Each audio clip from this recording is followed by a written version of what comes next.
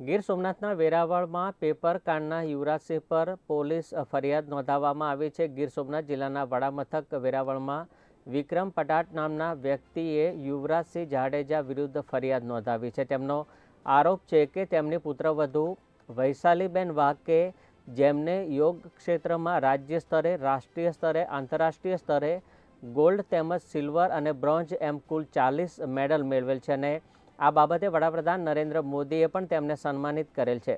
વૈશાલીબેને સોમનાથ સંસ્કૃત યુનિવર્સિટીમાં statistic analysis researcher clerk તરીકે ફરજ બજાવેલ છે। ત્યારે વૈશાલીબેન વાઘના નામ જોગ યુવરાજસિંહ જાડેજા નામના વ્યક્તિએ સોશિયલ મીડિયા પર તેમજ પત્રકાર પરિષદ યોજી પાયા વિહોણા આક્ષેપ કર્યા હોવાનું વિક્રમ પટાટે પોલીસ ફરિયાદમાં જણાવ્યું છે।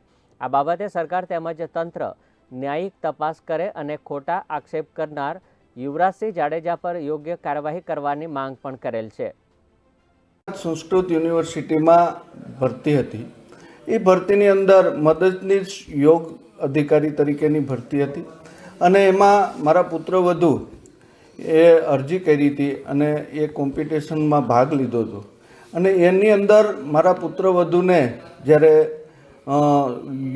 યોગમાં ગોલ્ડ મેડાલિસ્ટ છે, સાથે સાથે ગુજરાત સરકારમાં પણ સરદાર પટેલ એવોર્ડથી માંડીને જુદા જુદા નેશનલ લેવલના એવોર્ડો મળેલા છે, મેડલો મળેલા છે, સાથે સાથે નેશનલ ઇન્ટરનેશનલ લેવલના પણ મેડલો મળેલા છે અને અમે અમારી મહેનતથી, મારા પુત્રવધુ પોતાની મહેનતથી જે આ ભરતીની અંદર સિલેક્ટ થયા છે, જે અત્યારે અમારા નામજોગ સોશિયલ મીડિયામાં અને મીડિયામાં જે વાયરલ થયું છે, મારા પુત્રવધુનું નામ લઈને કીધું છે કે વાઘ વૈશાલીબેન ને આ સેટિંગથી આવેલા છે ને અંતે। બાકી અમને બીજો કોઈ વાંધો નથી। અમારો વાંધો અમારા નામજોગ જે રજૂઆતો કરી છે એના સામે અમારો વાંધો છે અને એ નામજોગ જે રજૂઆતો કરી છે એના માટે અમે પોલીસને રજૂઆતો કરી છે કે